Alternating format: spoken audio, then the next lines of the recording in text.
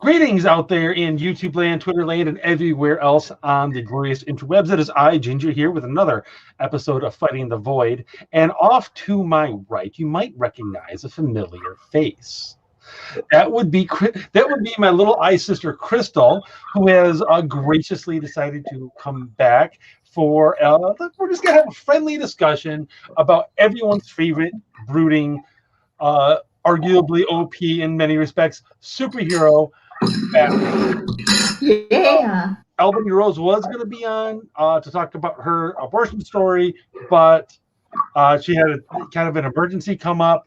So we're gonna get her rescheduled ASAP. And in the meantime, I was like, you know what? We've been doing a lot of heavy stuff lately, and probably going to continue doing a lot of heavy stuff. I'm like, you know what? Let's just do something fun. And Yeah. I know my little sister who likes her Batman. I like my Batman. So, and there were just recently some set photos leaked and everything, a costume test. So, it's relevant anyway. Yeah. And it's been a while since I've been back on here anyway. It has. It's been a few weeks. So, let's just talk about Batman first. Have you seen any of these set photos there? I have not, but I feel like I should say that for like yesterday and today, I really have not been on social media or anything that would have these leaked images. And honestly, I feel like I am missing out. You know, truth be told, I was looking up some of these set videos. Set photos that have leaked, and for the most part, they don't reveal a whole lot. They typically don't. You got one one set with a guy. Hey, I'm going to bring up my shared screen here a minute. Give me just a sec to get that set up properly. And see, if I was a professional, this would already be taken care of. But, you know, If you were. you're stuck with me. Not anymore. I can't. The poor joke. It did not stick.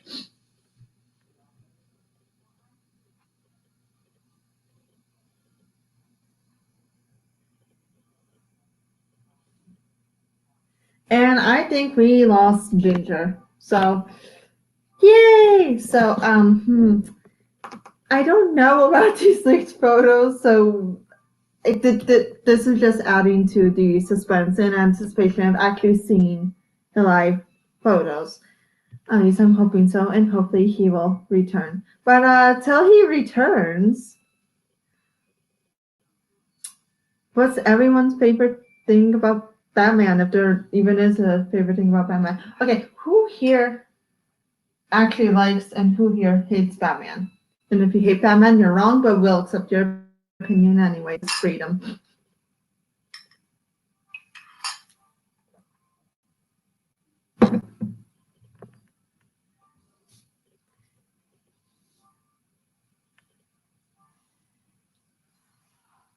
Hold on. Okay. Oh, thank goodness you're back. Yep. I'm sorry. I don't know at all what happened there. I tried to share the screen, and it just died. It's just like, we're not gonna do this at all. Well, I'm just happy you came back because like I was trying to like continue without you, and it wasn't working, man. It wasn't working. It was. Here we go. We got a little bit of it going on here now. So we got a dude on a motorcycle, which I've seen some other shots that he's got the top part of the helmet off. I'm willing to bet this is supposed to be Pattinson. He's, I'm pretty sure this is Bruce Wayne riding around, checking stuff out on his motorcycle, maybe possibly early in the movie. I don't know exactly. I don't know much about the story they're going to be telling in the Batman. And it could easily, but it's Robert Pattinson. As far as we know, this is still within the Snyderverse. So is it confirmed that it's supposed to be vampire guy? Yes. Yes, I don't want to call him Edward Cullen, but it's easier to pronounce than Robert Pattinson for some reason. Patterson. Okay. Yeah. I don't know. I was okay. I was about to say because not gonna lie, if it wasn't confirmed that it was him, just looking at this, I'm like my initial thought is, oh, that's like supposed to be a bad guy, right? Riding on the motorcycle. Well, you know, and it may well be. It's hard to say, but it's all black, and like I said, there is a shot out there with the top part of the helmet off. There we go, and that looks like Pattinson. Okay, yeah. With the top of his head and everything, that looks like him. Yeah. So I'm willing to bet that's what we got going on there. He's driving around, he's checking stuff out. It looks like daytime, but who knows what they'll do with the, with cameras and everything. They'll turn it into night. You never know these days. So, and again, I don't know if this is supposed to be within the Snyderverse or not. I'm pretty sure it is, which means this is obviously going to be very early in Batman's career. So we may be seeing a shot before he even puts on the costume for the first time. Nice. Which I have mixed feelings about. One, it's nice to see. It's nice to see exactly where this particular Batman is coming from. But we need another Batman origin story.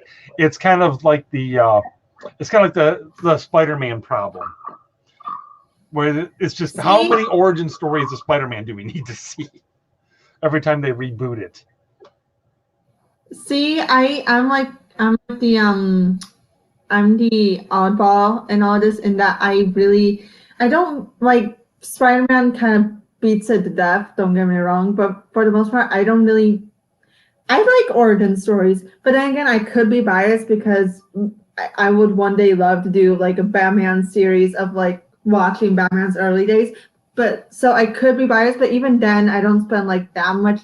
I don't go with my idea for it. I don't go like full Gotham or anything either. So Gotham was a bit of a special case. There's a lot in that series that I would recommend.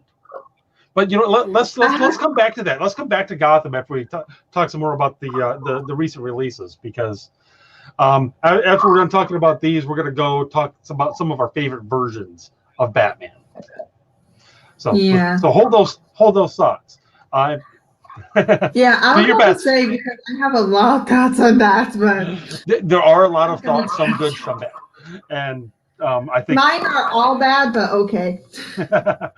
Now, there were some things purporting to be set photos from the Batman with some of the bad guys. Apparently, there's a gang involved. Let me bring up these screenshots here. And while you do that, shout out to Pastor G in the chat, and I agree. It is cool to be back together again. I would completely agree with that. It's always good to have my little sister back around. Somebody's got to class up this joint. It ain't gonna be me. I'm always here to help, big bro. Always here to help.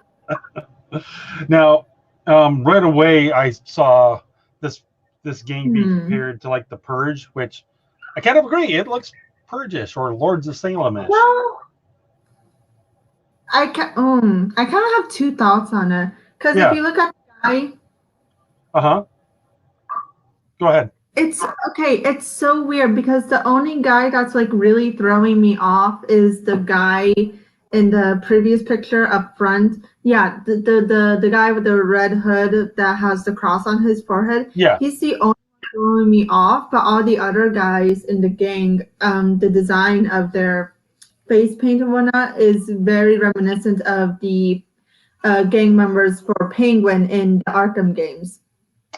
Well, Penguin is going to be one of the bad guys in it. So that's probably. I don't get the crossing though. The crossing's weird, but otherwise they look like Penguin gang members. Yeah, as you mention it, Colin Farrell, I believe, is playing the Penguin. The Riddler's in it in some fashion. Yeah. And of course, you got Zoe Kravitz playing Catwoman. See, I mean, this Who? looks like a bunch of bad guys harassing some random dude on the street. Mm-hmm. It's like basically we've got Antifa and Mega Hat Guy, essentially, is what's going on. And I don't know how that fits into the story or anything. And again, you mentioned it does kind of look like Penguin's gang members in Arkham, in the Arkham Asylum series. A little bit, yeah. Some of them not so much. There was also Batman's also gone up against a couple of cults before in the comics, so maybe that's what we're drawing on here. I'm not sure, but again, we've got multiple bad guys. And were you asking about the what I was saying about Catwoman? Yeah, who's playing Catwoman Zoe again? Kravitz, Oh, yeah, I like her. the daughter of Lenny Kravitz. How So I there you feel go. about her as Catwoman, though. Hmm? I don't know how I feel about her as Catwoman, but I like her as an actress. Well, they've got her and they've got what is it, Jeffrey Wright, playing James Gordon. So they felt the need to race swap a couple of characters naturally. Oh no! I don't care about the race swap. I just don't know about her as. I'm a little annoyed with it just because they keep doing it over and over and over again. But I'm also mostly over it because Jeffrey Wright is a good actor. I think he could do the character of James Gordon quite well, to be perfectly honest. I'm just annoyed with the trend. Well, it especially doesn't it especially doesn't bother me with Catwoman because I feel like with much of the more recent renditions of Catwoman, I feel like she has been either a Black woman or a mixed race woman, so the Catwoman makes sense. Depends. It depends on your definition of making sense. No, I'm saying based on the more recent. It's. You mean in the comics? Well, not with the comics, but I feel like I've seen there's a decent amount of versions of Catwoman where she is mixed race. Yeah. Either way, like I said, I'm largely over it anyway. Like like I said, Jeffrey Wright's a good actor. He'll do Jim Gordon fine, and what's interesting about this whole race swapping trend and everything, they would do it every now and again back in the day, but nobody really noticed. It was no one felt the need to comment on it other than I was thinking of a specific example. I think it was Batman Returns. You had Billy D. Williams as Harvey Dent. And I think there might have been a couple of people who was like, wait, wasn't Harvey Dent a white dude? And everyone else was kind of like, whatever. Like, no one cared. One way or the other, it wasn't made a big deal of either way. Well, because the climate of everything was different at the time, but that's another thing. It was. Honestly, back in the late 80s and throughout pretty much the entire 90s, race relations, I think, were overall better. Because no one, at least from my perspective, no one cared at all. Honestly,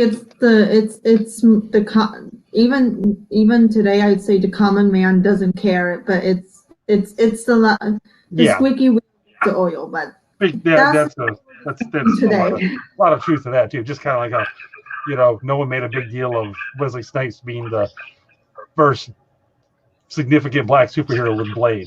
No one cared. I was like, cool, Wesley Snipes is an action star. It makes sense that he'd be Blade. And Blade was black anyway, so whatever. It made... Well, let's not the character speak for itself. But again, that's what we're here to discuss, though. Yes, exactly.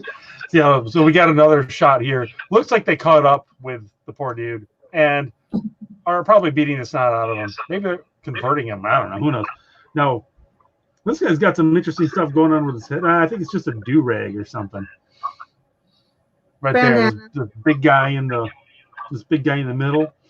But just looking at that at the top of his head and the way he had the makeup going on there, I was instantly thinking Killer Croc. I don't think it is, because looking closer, it's just the makeup and everything.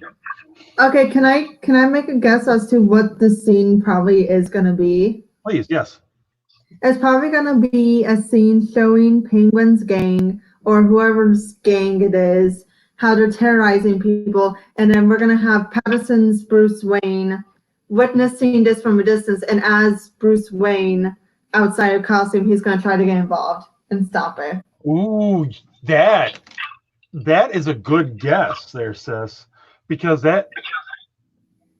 it's not exactly, but it reflects a scene in the Batman Year One graphic novel, which he basically shows up, he tries to stop something, and you get, oh man, this is actually tying together a lot of our conversation so far, because he shows up as Bruce Wayne to try to do something, winds up he doesn't get his butt handed to him, but he doesn't completely dominate the way that we're used to seeing Batman dominate. He also, as part of that, I think that altercation, it's been a while since I've read it, but as part of that altercation, he has a run-in with a Selina Kyle, aka Catwoman, and it's interesting, and that's really interesting because in that particular version, she is drawn as pretty much mixed race. I'm saying, if that ends up to be true, I am calling that I predicted it. So points. Okay. You might be right. They might be drawing not doing a cinematic version of Batman Year One, but drawing on it heavily. And Carmine Falcone is in this as well again. So, we've got, I think there's a lot of pieces that come together in that little bit there, and I think you might be on the right track there, Sis. Okay, we need to keep tabs on what actually happens, and then if it ends up actually happening, at the very least, mostly like that, we can say that me, Krystle, from February 15th of 2020, called it. I called it here on podcast. It's not that big of a deal, but you know what? I'm making it a big deal. It's going to be a big deal, by golly, whether people want it to be or not. Okay, so let's comment here on the Batman's costume. First of all, I'm going to say Pattinson, he looks good in it.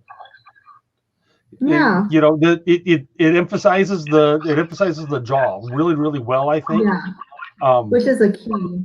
Yeah, I mean that is key, and that's something that was missing from the Batfleck costume. It made him look like his face would look really pudgy, and he looked kind of doofy in the costume, to be perfectly honest. Mm-hmm. So I think just at a first glance, I like that aspect of it. I saw some people talking about the popped collar effect we got going on there, like that. Right. That doesn't bother me. That doesn't bother me as much as the way. Granted, this could also just be the photo that they took. But if you look at the upper part of the mask, if you look at the edging along the line of his nose all the way across, and if you look at the light is hitting the shape of the nose as well as the eyebrow, the mask looks cheap.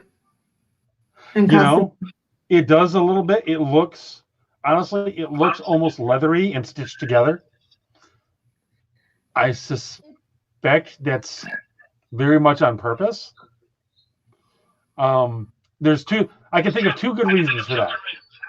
One, it actually is cheap. This is the first shot at a costume, and he's just or at a cowl, and he's just developing it, learning what's going to work, what's not going to work.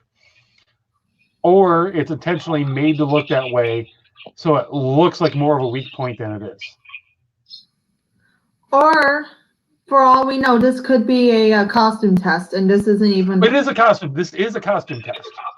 Okay, then yes, this is a costume test that was put out. Absolutely. That explains it. Then it's not its final version, but now. I want to go back to that. I want to go back to the other one. Now the collar I do find interesting. Now at first, yeah, it looks it looks a bit different than any other costume, but I started thinking of why. Why would they go with this collar? So he can turn his head. It's been a thing with every Batman costume. And how do you cheaply and effectively turn your head while being able to still protect things? Well, you can't have it directly connected to the rest of the suit necessarily without limiting your movement, which means you've got a weak point. This protects the weak point. It's a thought. I don't know if that's exactly the rationale they're going with, or if this is just like somebody said, hey, this looks cool. We'll find out. Now, let's get to the thing that made you cringe just a little bit. And that would be the bat symbol.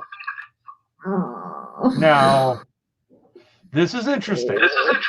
This is definitely a different look on the bat symbol than we've really ever seen. The basic outline is not too dissimilar from anything we've seen before.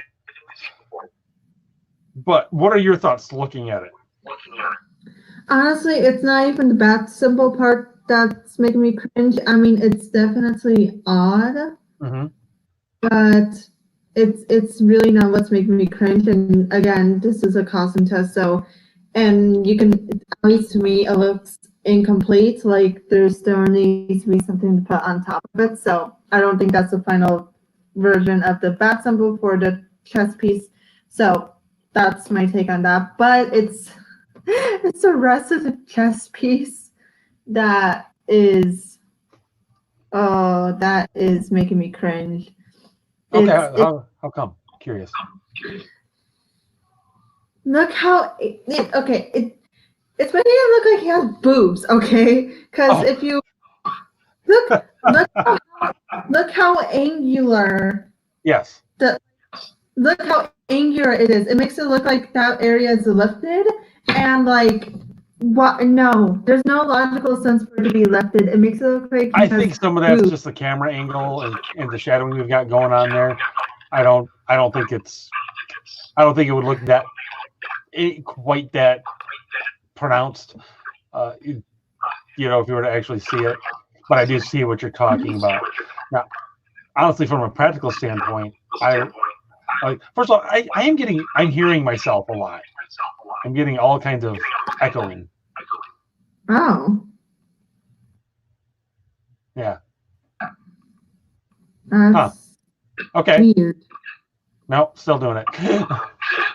Do you have the headphones in at all, or? No, but I can grab headphones and hope it works. Okay.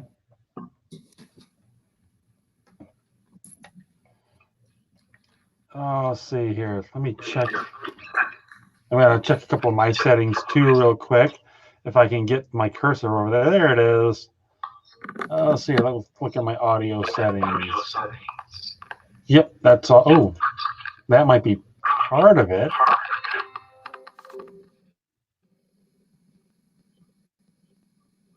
Okay, there we go. Okay. No, Okay. Still doing it for some reason. I don't know what's. It normally isn't a problem. What have you got your mic settings at? Oh wait, now I'm not hearing myself. Can you hear me? Oh yeah, I can hear you fine. Then we're good. Okay, yay! All right, whew. Crisis averted. All right, so yeah, what I see, first of all, I like, and if you watch the whole video that's associated with this, you see a little bit more of the suit. It's got a whole armor thing going with it, which that I like. From a practical standpoint, let's face it, spandex Batman doesn't work. From a purely practical standpoint, that's why, again, most of the on-screen versions have made it some type of armor.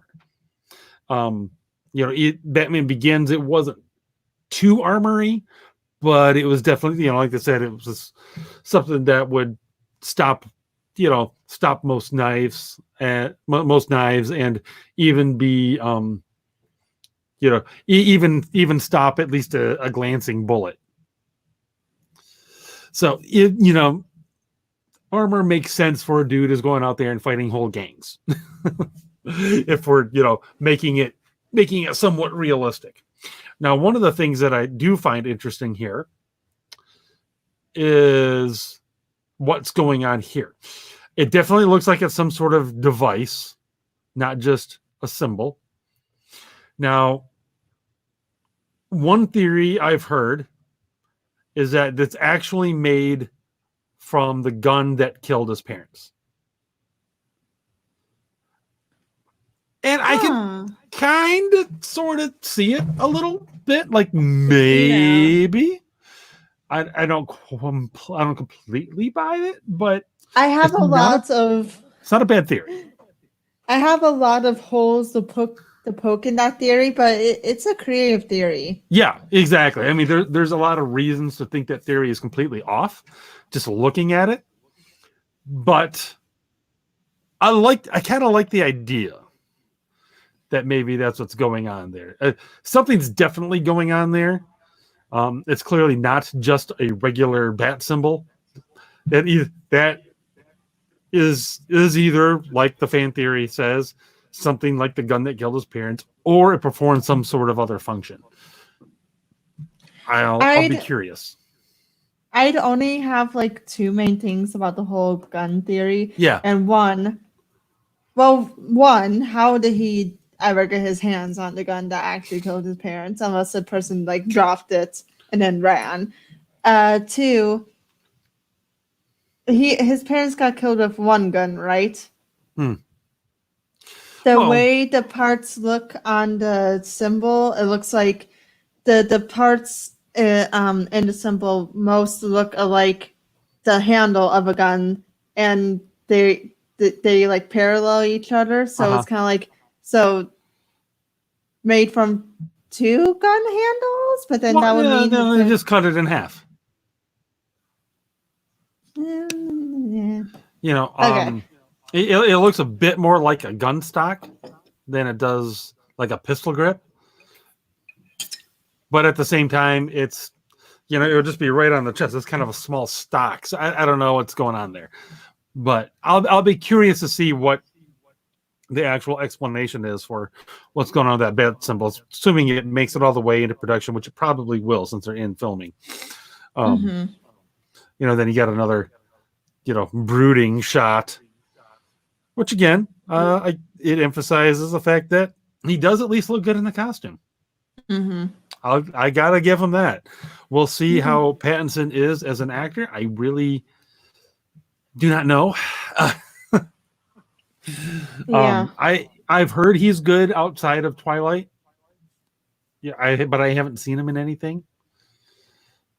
He was fine in like the Harry Potter movie. Oh, that's right. I forgot that he was in some Harry Potter.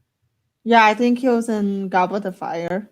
Yeah, I've literally never seen an entire Harry Potter movie, so I just remember watching a little bit of one with my kids and was like, "Oh, that's the dude from Twilight." Huh. Oh. No, I've never seen a Twilight either. I've seen more Harry Potter than I have Twilight. Well, that's good at least. But I've seen more things mocking Twilight than I have things Harry Potter. Yeah. It's important to keep your priorities straight. Watching Harry Potter or watching things mocking Twilight. Yeah. I mean, I can't blame you. I'm the wrong generation for Harry Potter. I'm sorry. I mean, that's fair. It is. And it hasn't proven to be the timeless thing that Lord of the Rings has yet. So, we'll see. That's fair. If 20 years from now people are still talking about Harry Potter, maybe it'll be like, okay, you know what? I'm 60, but I'm going to go and read it. Yeah. It's clearly worth my time. Yeah. All right. So, favorite, what? We were talking about Gotham earlier, so. Oh, no. So, what were your thoughts? What were some of your thoughts on Gotham? I hated that show. Really? I hated it with every fiber of my being. Hated it with every fiber, even. Okay, why did you hate it with every Dude. fiber? Okay, I because I remember actually being excited for it to come out Yeah. because I remember it was getting a lot of crap from people because it's like, oh, it's gonna focus on Gordon and not Batman. What the heck? Right. And I was like, but no, like this could be good. Like I like Gordon. He's like one of my favorite characters, and like see him before all the Batman stuff. Like this could be really good. And I'm like really into Crime and Mystery, so I was like really excited for it. And then I watched it, and it was so much hammier than they promoted it to be. Two, they shoved down the Batman references. They shoved the Batman references down your throat to where it is so blatantly obvious. Like, see, fans, we know references. They completely mishandled Bruce and his grieving process. And who the heck names a criminal character Fish Mooney? Yeah, I did not like. I did not like Jada Pinkett Smith. She was one of the things I was happy to see eventually get written out of the series. I did not miss her at all. There were various missteps and everything, and I do think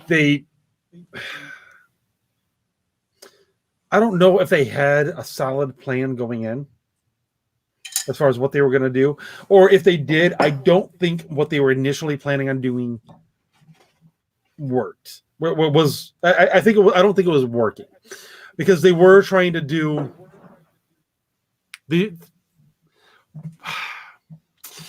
tried to do two things at once.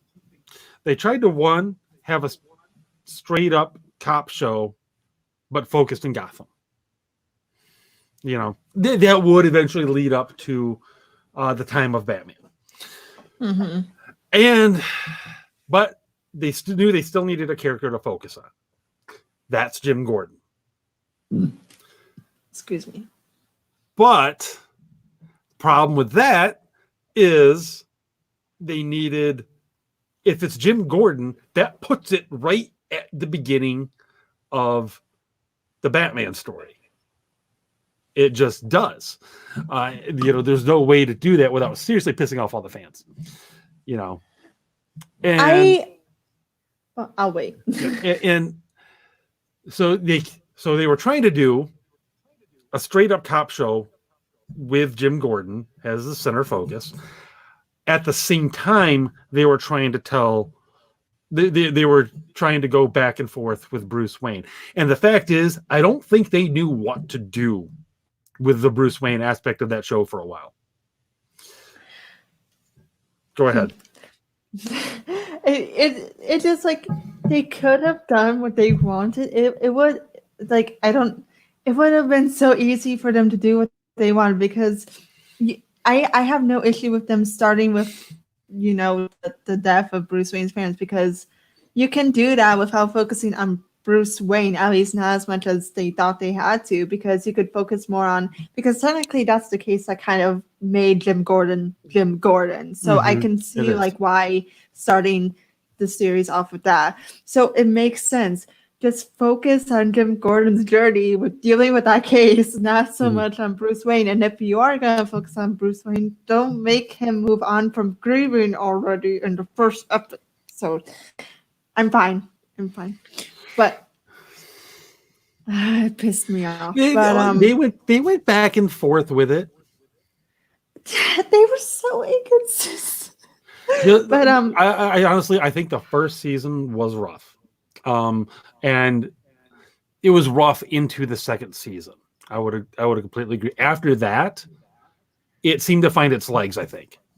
I gave up on the first season. I can't. I can't, dude. I can't. Oh, and another thing too. I realized that for the most part, I pretty much hated everyone on that show except for the one guy you're not supposed to be rooting for, and that was Harvey Bullock. I loved him. He was the best. He was, honestly, he was consistently my favorite part of that show. Donald, that honestly, that's what kept me watching during rough spots when I almost quit it. Watching Donald Log just show up and just destroy the scenery every time he's on screen. He was so good as Harvey. He was like the best actor and the best character. Mm-hmm. And like the only other person I didn't, okay, well, two other people I didn't hate. The only other person I didn't really hate was Riddler. And even then, I couldn't really love him because of the way that writers treated that character, at least from the stuff I watched. Mm-hmm. And Jim Gordon, and that's only because I cared nothing for Jim Gordon. I didn't hate him. I didn't love him. He was Matt, and I loved that character. So it's like, how can you do a Jim Gordon show where I don't even care about him? Jim, I would go back and forth on how I felt about Ben McKenzie's Jim Gordon. Sometimes it was really good. Like and it was honestly the only criticism I would make particularly of Ben McKenzie's Jim Gordon is he would always do this clenched jaw angry speech. Like the jaw's always clenched a certain way. It's like, and it's like, okay, that got a little grating at times, but really the fault with his Jim Gordon lies with the writers. No, I agree. Because they would go back and forth a lot of times as far as how they were portraying Gordon. And sometimes it was like the good heroic Jim Gordon that we know and love. Other times it was like, oh, he's practically becoming a mob enforcer. They did a lot of moral compromises with him to make him interesting and relevant. And but that stuff, I kind of got. What really annoyed me is sometimes he would go off the reservation, go rogue so many times, and it did bother me that Bullock always had his back. Like there were multiple times, and it did happen once or twice, but there were lots of times when Bullock should have been, dude, you are completely off your rocker here. You're asking me for yet another favor to go into yet another life and death situation, and you just keep dragging me into these things over and over and over again, and you don't have to. You don't even have to fight the system. You don't have to fight the bad guys in this particular way. There's other ways you can go about this, and you just keep doing it. It's like, Jim, I'm going to punch you out. So there were definitely things that frustrated me about the show. And those were amongst them. I'm going to leave Fish Mooney completely out of it because I didn't care for her at all. I don't know what was her. Barbara Keene. I hated Barbara Keene for the first two seasons. She was awful. I didn't mind her until they had her do this whole like heel turn thing, and I was like, whole what thing? What heel turn? When she went bad. Oh, but Oh yeah. That oddly enough, while the turn in and of itself was jarring and a little ridiculous, and she went through at least one other significant evolution. For a while there, it looked like she was going to be Harley Quinn. She was basically going to become a Harlequin in that show. It was like, okay, interesting, but what they eventually evolved her into was a mob boss. And I'm like, is this Barbara Gordon? No, it isn't. But did they finally find a version of this character that this actress can play well and that the writers can write? Yes, they did. So on its own terms, I was like, okay, I am okay with this version of Barbara Keene. They finally found one that I like that actually serves her purpose.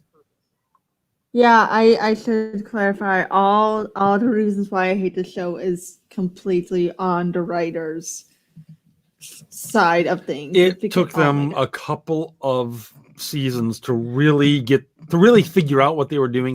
Like Barbara Keene, they had no idea what they were doing at first, none whatsoever. Her only role was for Gordon, just to give Gordon somebody to talk to every couple of episodes, and she was always in her apartment and everything. It's like, and I think they realized that this was not a good look. I feel like I should clarify too on what I mean by Mhm. making references that they shove down the viewers' throats. Mm.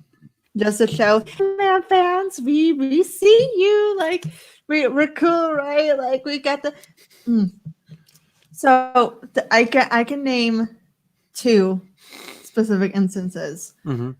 Well, and these are both in the first episode. Okay, one, when you first meet the Riddler or Edward Nigma, Mhm. as I can't remember what his actual original name was because he actually had it changed to Nigma. But Edward Nigma, who works for the GCPD, Mhm. which is a fascinating storyline because when you first think of Riddler, you don't think that he worked for the GCPD. So Right. anyway. Right. That was a very But that's the interesting fact. take, I thought. So, well, that's his original backstory. Oh, I didn't know that. Yeah, Actually, I didn't know that that's was why- his actually original backstory. I thought that was just kind of that was their version. that was originally part of it. Oh, well, cool. He worked for a specific sect of the GCPD.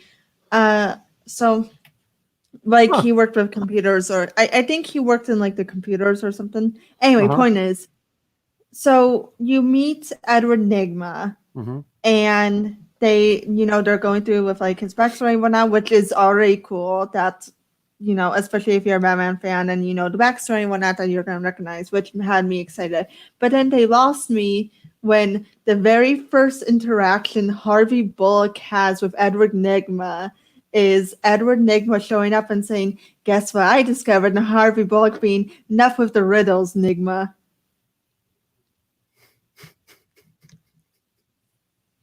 You don't need to be that obvious. That's the kind of thing that you're either gonna like or not like. You know, You don't need to be that obvious. it is. It is on the nose. I grant you that. And it's like I remember watching it, and I was like, "You didn't even say a riddle. Come on!" But and the other one, which this one I feel like Ginger would bug you too. The other one is when they show young, who down the road would become Ivy, but she's a little girl. So Ivy, obviously, before she became Poison Ivy, yeah. had her own name. I can't remember exactly what her name was, but let's pretend that it was Penelope something. Like it wasn't even like that fancy of a name that her original name was, but it's like it'd be cool to like if they just subtly showed like this kid and she has that name, and then only like people who like really know the backstory to really recognize it. But no, they straight up just have her named Ivy with like the red hair and like plants over her, and I'm just like, it could have been brilliant and subtle, and it would have been awesome. And no, you went to do this. You gotta make it somehow or another. No. Maybe anyway. And then they made Alfred an asshole, and then I liked Alfred. I liked Sean Parker's Alfred. It was a good take, I thought, on the Alfred as former Special Forces guy. And then I remember being so angry too, and this will be my last gripe before we move on. But my very last thing is I was so frustrated when was it? You can correct me if I'm wrong. It was by the end of the first episode or something. Bruce Wayne started prepping himself to be able to conquer his fear after his parents dying. I'll be honest, I don't recall. Like it was at the end of the first or second episode. I remember first or second episode, he was like standing at the rooftop of the mansion because he had like an issue of heights and he wanted to conquer it. And it's like he had to be told to get down.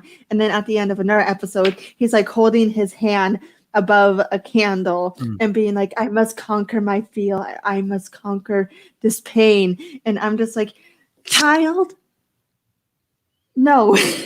Well, see, I actually liked that because again, at a very early age, he was figuring out. Now you can argue with the fact that okay, it's in story like a week or two after his parents' death. It's the reason it's the fact that it's a week or two after, because I know canonically that he started very young, and that makes sense.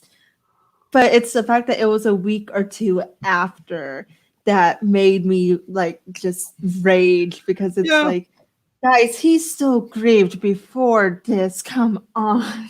I don't know. It's one of those things I'm definitely willing to overlook or even justify, because Bruce Wayne isn't normal.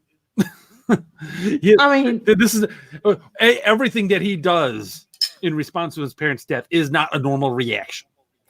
I mean, that's fair. But I mean, he dresses up as a human bat and beats up bad guys at night. Okay? Your average billionaire, even as a kid, is going to be like, well, I'm going to donate to charities. It's going to be what he's going to do, But like, and normal thing to do. But again, and it comes down to like one of the rules of thumb with writing. If you're going to do stuff that kind of not requires suspensive disbelief. If you're going to do stuff that's if you're going to do something that's kind of out of the ordinary, you have to do it in a way where it still is believable and it fits within the realm of the world, and we can like it still has to somewhat work logically. See, I thought it did, to be perfectly honest. I did. I disagree, because I kind of accept. Now, part of that is because I know where it's going. I think it's hard to. It's arguably hard with Bruce Wayne because you know where it's going anyway. This isn't like an original character no one's ever heard of. So I know where it's going. You know where it's going. The writers know where it's going. So to take it more gradually is almost like, why though? We know where it's going to end up. Well, then again, from there they did go very gradual for a long time. Arguably, too gradually, too many ups and downs at various points. Well, because at least like to go somewhat gradually, it's about the journey, not the end. So because for me, then again, I find stuff like psychology and character growth fascinating. Right. So of course I'm like the oddball, but it's like for me, it's fascinating to watch a character go on that journey. And honestly, if it's done right, it could provide a deeper understanding of the superhero and produce even more love for the character. Because as it is we hear nowadays of like, oh, Bruce Wayne, he's so unrelatable. He's just a rich dude in a costume. Oh yeah, that's people that don't. Who knows? I know, but it's like, who knows? Maybe if it did go more gradually, it could provide a better understanding for the character, and we'd have to deal less with, or we could better argue the whole, oh, he's just a rich dude, because then we could be like, Exhibit A. I'll be honest, those people aren't watching Gotham anyway. Well, I mean, but you get what I mean. I do get what you get. Even for fans. Yeah. Provide. Now, though, I do want to say one thing that I unequivocally like about the show. In pretty much every version of Batman, and to be fair, pretty much every superhero, the villains always arise after the superhero shows up. Almost every single time. In Gotham, he actually showed up and became Batman, became the kind of crime fighter that he was in response to the villains. That's true. Penguin was already becoming Penguin, completely independent of him. Same with the Riddler. The Joker showed their Joker character, I should say. I can't remember which one was first, Jerome or Jeremiah. They were twins. Yeah. And but you didn't see it Who's done really well. No, but I watched reviews. I Oh, watched reviews. If you watch negative reviews, they were wrong. No, I watched a channel that did, and this was a channel where the person was a fan of the show. They did a positive and a negative like videos, like all the best things and all the worst things they did. The only bad things were the fact that they never just called him the Joker.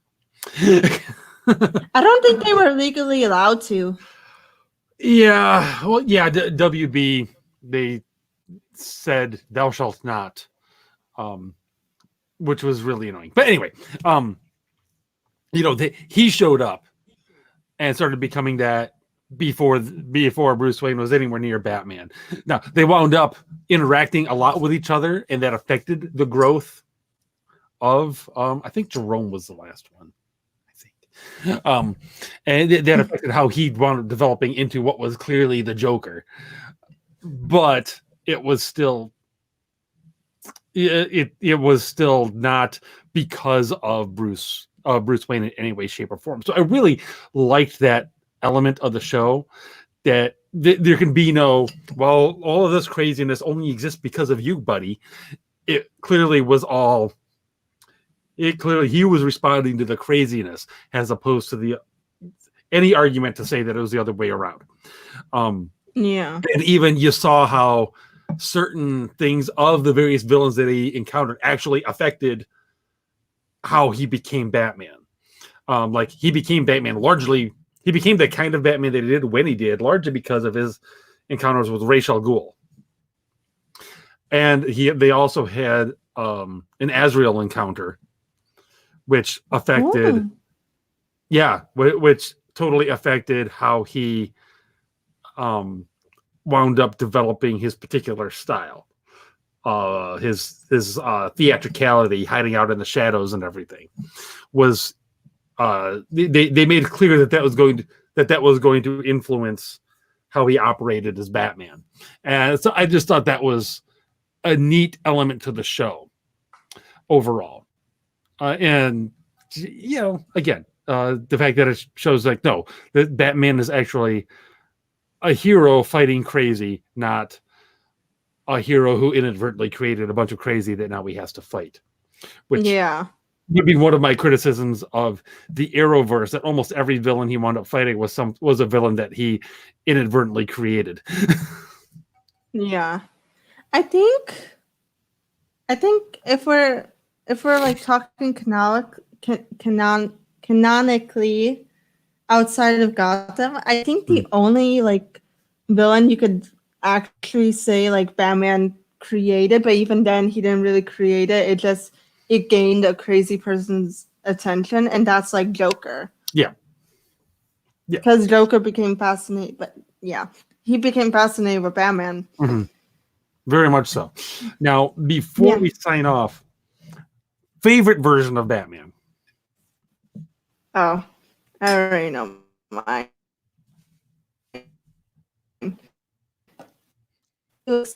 Oh. You're kind of here. There we go. Okay, I'm back.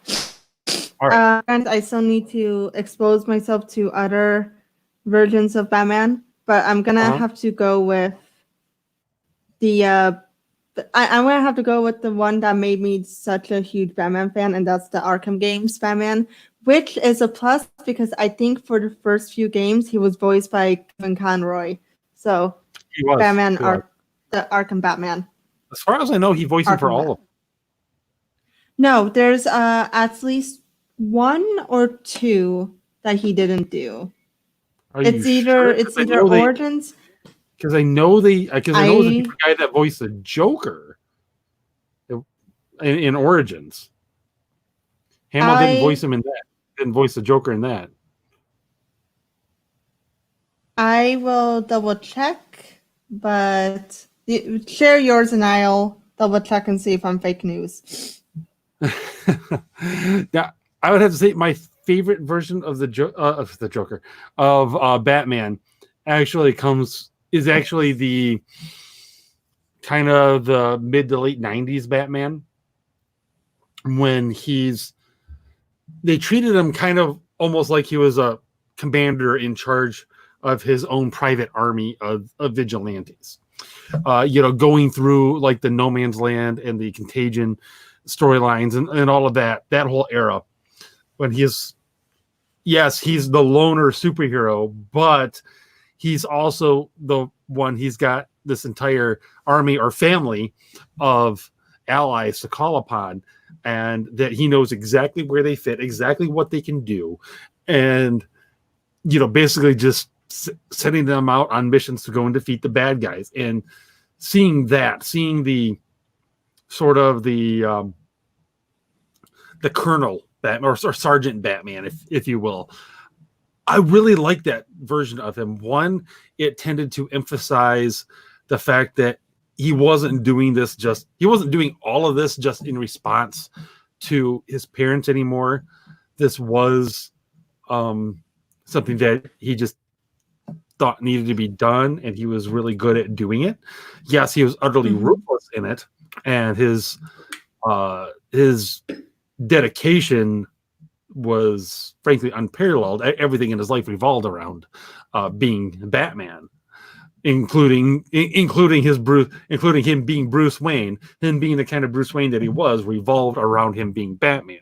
That was the point. Everything served the mission, and I like that. He wasn't the sort of borderline. He wasn't the high functioning sociopath who happened to be on the right side that we've gotten a lot since. And that's also kind of the way that Frank Miller describes Batman, which I love Frank Miller's Year One, and I love his Dark Knight, but I disagree that he's just a terrorist who happens to be on the right side. Yeah, I'm gonna have to agree with you. The Batman is not he is not a Sherlock in costume, okay? Like, he is not a high functioning sociopath. He's just, or again, as Frank Miller described, he's not just a terrorist who happens to be on the right side. Yeah, Batman, he's a dude with a very much different way of grieving, but one could argue he's never even finished grieving at all, but that's besides the point. But I don't think so. I think Christopher Nolan also hit on an excellent version of Batman, and it's exemplified in that scene when Bruce Wayne first gets on the plane with Alfred after he destroys Ra's al Ghul's compound, and Bruce is talking about what he wants to do when he gets back to Gotham. And he's talking about, going and fighting crime and trying to change the city.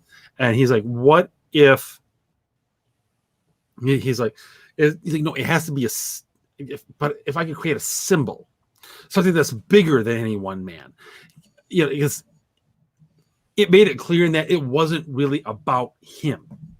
It wasn't about him. It wasn't about his grief. It wasn't about his desire for vengeance.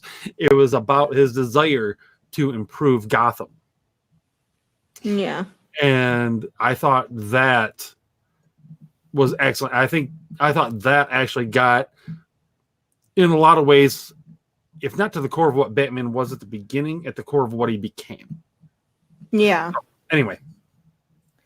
I just found that I'm actually right in that in Batman Arkham Origins, Kevin Conroy does not voice Batman. Batman is voiced by Craig Smith, and Joker is voiced by Troy Baker. That I knew. About I forgot the name, but as soon as you said Troy Baker, okay. Well, then Mr. Smith did a fine job of doing a Kevin Conroy impression. He did. That was And Kevin Conroy is in fact the man. Yes. I've shared this story before. I've got to share this, and then I want you to share your favorite version, more about your favorite version of the Batman and why. Okay. There was, I was watching behind the scenes or something. I can't remember exactly what it was for, but they were talking. It was Kevin Conroy. He was telling a story. Or was it someone? Anyway, it was a story about Kevin Conroy. He volunteered at Ground Zero on 9/11 at the World Trade Center. He volunteered to go and help. And he is an actor, so naturally he has experience as a short order cook, and so he was working back in the kitchen, making sandwiches and stuff for all the responders and everything that were out there. And he was talking to the guy that he was working with, and he talking about what they do and everything. He's like, "Oh, I'm an actor." "Oh, really? What do you do?" He's like, I'm a voice actor." "Well, what do you do?"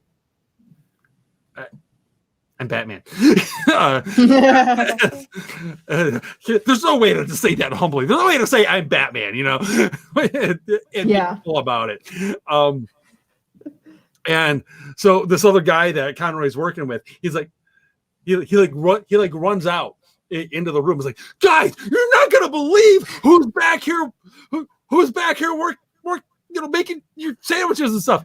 And from the back, he doesn't come out, but from the back, you hear, "I am vengeance. I am the night. I am Batman." I'm just like, oh my gosh, how cool would it have been to be in that room at that moment in time? That would have just been awesome. You know what? For just a moment, for just a few minutes, the absolute horror and everything of what you've been doing for the last couple of weeks would have just all been gone away. Yeah. Just a couple. My God. And that's awesome. So awesome. Which I think, personally, that says a lot about Conroy in and of itself. I'm disappointed with him with he cooperated with as far as I'm doing with Batman and the Crisis on Infinite Earths crossover, but that's a conversation for another day. Yeah. So your favorite version of the Batman is the Arkham games Batman. Yes. How and I think I don't know what it was, because I remember really loving the Christopher Nolan Batman trilogy, and for a while that was my favorite Batman too. And that's not take back. I think that might have been like my first like actual exposure, because I saw the original. My first exposure to Batman and actually like really growing connected to the character, because I have seen the original movies with Michael Keaton and whatnot. But the Christopher Nolan ones were the first ones where I actually started feeling connected to the character. And then, but with the Arkham games, it just took a whole new level. And I think that's because what the games were able to accomplish, at least the first, well, for all of them for me, but I think a lot of people would agree that the first two are probably the best, though I loved each and every one of them. Is that it fully immerses you in the world of Batman and the character of Batman. It shows like his interactions with people and his relationships with them and how he feels towards them and how his mind works, and even if it's not outright saying like, "Oh, he did this because so and so, and then he did this because da da da."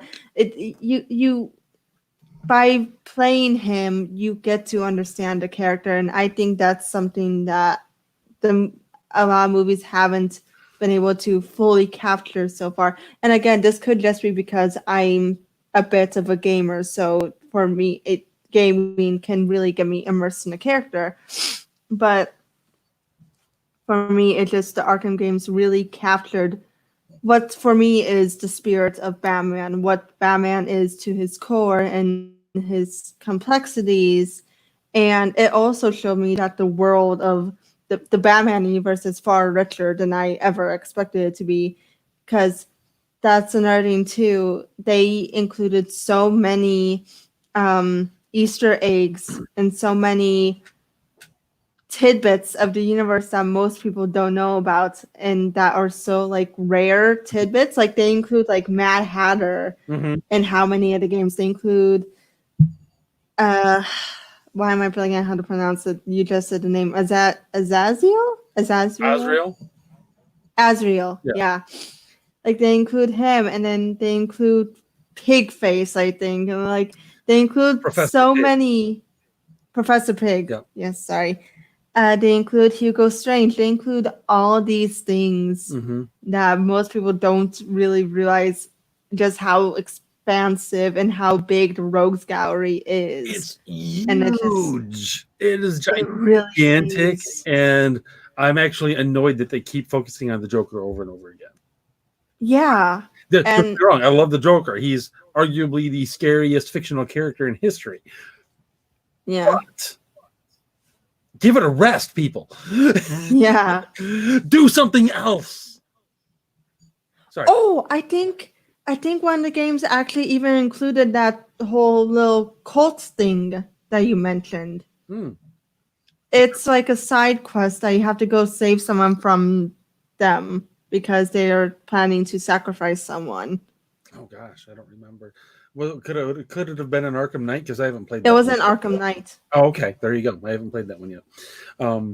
I just want to give a quick little recognition to Greg there, talking about his favorite movie version is the Michael Keaton Batman, which I got to give some serious props to. Michael Keaton did a great job, better than literally anyone expected. And especially he was an especially fantastic Bruce Wayne. Oh yeah. Like, it's his Batman was necessarily limited. Yeah. But it was limited by some of the choreography at the time, Burton's filming style, and all of that. This Bruce Wayne, though, was beautiful. It was really, really, really, really good. I thought it was great. The way he played him has not just a billionaire playboy, but it's frankly somewhat absent-minded. He played Bruce Wayne as a bit of an airhead. I thought Christian Bale nailed the billionaire playboy thing. He nailed that. He nailed that perfectly. Which I remember. Also, Greg, I agree. The Hizzy Batman is great. So, do you want to know my secret identity? I don't know if have you ever watched the How It Should Have Ended videos, Krystle? Yes. Okay, now you know. I could tell you weren't quite getting it. Oh my god, I'm Batman. I'm like, you know what? It's true though. It's true. That's what he says. That's like the reason. It's because he's Batman. I'm Batman. Why can he do this? Because he's Batman. That's why. It's like that's part of the definition of the character because he can do the things. He is Batman. Whatever he needs to do at the time, that's what he needs. That's what he can do. Yes, sometimes the one random thing in his utility belt is a tad on the convenience side. But I remember there was one where it's like he just happened to have this giant, like hologram projector of a giant bat monster on his belt. I'm like, but really though, how many times is this going to come in handy? Really, especially since I think I've only seen it this once. Yeah, but okay. Yeah, because he's Batman. He just thought he might need the hologram projector for that one mission. Yeah, exactly. But quick comment on the Christian Bale version. I was really excited actually when I heard that he was going to be cast as Batman. I was like, because I this immediately thought of his filmography. I'm like, he's played an orphan before, a couple of different movies, like Newsies, and there was another one. It's like I can't remember, House of the Rising Sun or something like that. I can't remember exactly what it was. He's done the young shiftless playboy in Little Women, and then I was like, he played basically a martial arts heavy action hero in Equilibrium. I'm like, and he played a guy with some serious psychological issues in American Psycho. I'm like, my gosh, this guy has been training his whole life to play Batman and didn't even know it. He creeped me out in American Psycho, and that's how you know. He was arguably a little too good in that role. Yeah. So I was so excited when he was cast. I was like, yes. It's like he is Batman. It's kind of like when Robert Downey Jr. was cast as Tony Stark. It's like you start thinking about the history of Robert Downey Jr. I'm like, his history is basically Tony Stark's history, minus like the brilliance, minus being a brilliant engineer. I'm like, yeah. That he's kind of Tony Stark, huh? Yeah. Christian Bale's film history. If you take all of the characters he's played and put them together, it's Batman. I was like, wow, who could possibly? This couldn't be better. And by the way, hey Amos, I see you out there. Hi. Now, if only Christopher Nolan didn't give him that gravelly voice. I was fine with the gravelly voice and in Batman Begins. I do think he overplayed it a touch in. I thought he overplayed it a touch in The Dark Knight. Yeah, it seemed like he toned it down again in Dark Knight Rises. Like I did not like the third movie. A lot of people are kind of down on that one, and there are a couple of missteps in it that I would be like, okay, I'll give you that one. One is Talia is a bit mishandled in it. The romance with her between her and Bruce is kind of out of the blue. Yeah. I'm just not buying it. And then of course For me, it was mostly the way they did the ending and the escape from the nuclear explosion. They could have done that better. That was a genuine misstep on Nolan's part. Like just have him die in the nuclear explosion. Like no one's gonna be like surprised if Batman died, and that's the only way he stopped being Batman. I would have been really okay with that. At the same time, the Batman that he did was a Batman that wanted a time when he didn't have to be Batman. It was also a Batman that was suffering physically from having been Batman. Yeah. He wasn't going to keep doing it. It just wasn't going to happen. It was.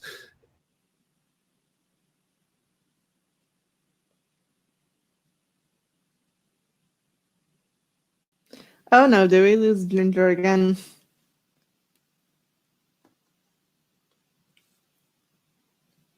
Right when we are going to finally start wrapping up.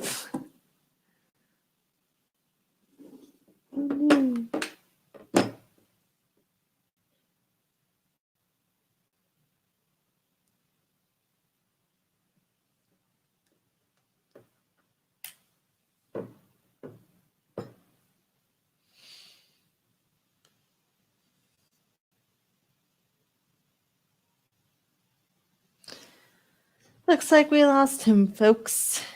Yet again.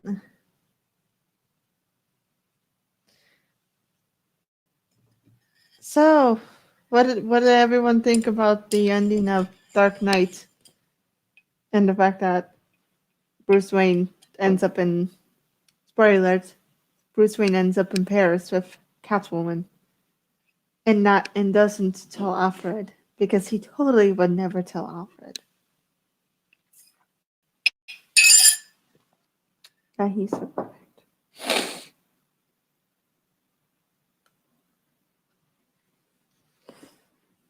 I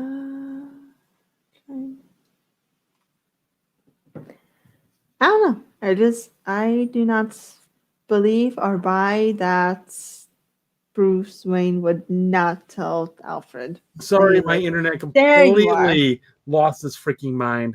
That was me. That was on my end. Maybe it's a sign that we should wrap it up soon. We have gone over a little bit, haven't we? Or we're Yeah, talking about we've got Batman, that. and it's hard to not go over. We're talking about one of the greatest fictional characters ever. Right. I mean, we didn't Right. even hardly touch on his greatest nemesis. So, Yeah. I mean, That's honestly, for another episode. that's a whole other episode altogether. It's talking about the freaking Ooh. Joker. But then again, I'm tired of people talking about the Joker all the time. So, We could do an episode on the Rogues Gallery. what would be fun there, Krystle? I'll be doing an episode on some of the unexplored corners of the Rogues Gallery. Yes. People that haven't been that haven't been out there as much. Yes. Or gotten very limited exposure on screen. Like Zaz, other than Gotham, hasn't really been given a lot of screen time. Yes, him, Dr. Death. There's others like Abattoir and Magpie and Hugo Strange. I don't like Hugo Strange. I'm not going to be honest. You're not going to be honest? Right. It's Hugo Strange is fine, but he's a one-off villain, and his story is pretty much going to be the same every time. Hey, you didn't say that it had to be a likable villain. You just had to say It's not even that he's not he's a one-off villain. Or you can only tell his story the way it's typically told once. Honestly, one of the things I liked about Gotham was that they did a different take on Hugo Strange. They made somebody messing around with genetic experimentation and everything within Arkham that he actually wound up creating some villains and everything, and that was a much more interesting take on the character than the typical I'm a wacky shrink that figured out that Bruce Wayne is Batman, and now I try to take his identity. I also got another one. Oh, I can think of so many. There are so many. There really are. Okay, I'll leave us off with two more. Hush and Red Hood. Not exactly ones they haven't gotten any real screen time other than animated movies. Not screen time. But you said screen time. They haven't gotten much screen time. Yeah, certainly not live action, obviously. Yeah. Tommy Elliott did make an appearance in Gotham, but only as young Tommy Elliott. Yeah. But Red Hood in and of itself is, of course, an interesting character because of who he actually is and everything, being Jason Todd and. Well, there's actually two different things with Red Hood. Well, obviously, there's the original Red Hood, which may or may not be the origin of the Joker. And then, of course, there's the Jason Todd Red Hood, which Under the Red Hood is a fantastic animated movie adapting that storyline. Which has Jensen Ackles. Yep. I knew you knew that. being the Dean Winchester fangirl that you are, of course you know that fact. And if they ever do a live action Red Hood, I want it to be him because he would be perfect. He would be. And did you know that he actually auditioned to be Batman? I did not. He auditioned to be Batman for Batman v Superman. Really? Mm-hmm. That's fascinating. Him and Richard Armitage both auditioned for the role. Armitage, I can't quite see. Ackles, for what they wanted, he's too young. Yeah. But by golly, I would love it if a few years down the road he does wind up being Batman, because I think he's got the intensity. He could pull it off. Yeah, he really does. But I would really like to. I would be totally cool with him playing Red Hood, though.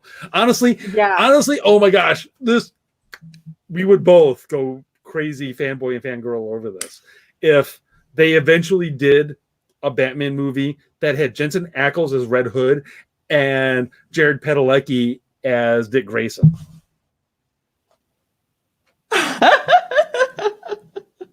It would work. Is this not genius? Is this not genius? Genius. See it. And on that note, I can't think of a better way to end it. Next week, I've got like 3 guests that are kind of like up in the air right now. So we'll see which one I can get to land. So stay tuned to the Twitters over at Fighting Void. And we'll have to get that Rogues Gallery. We'll have to plan that out, Krystle. yes. A few weeks down the road when I've done a few more heavy things. And it's like, I just need a break. I just need a break. I'll compose a list. I'll start composing a list. Awesome. You are the best. So on that note, until next week with whatever guest it is that I get lined up, whichever one of the 3 I've got juggling lands. Until then, y'all keep fighting the good fight.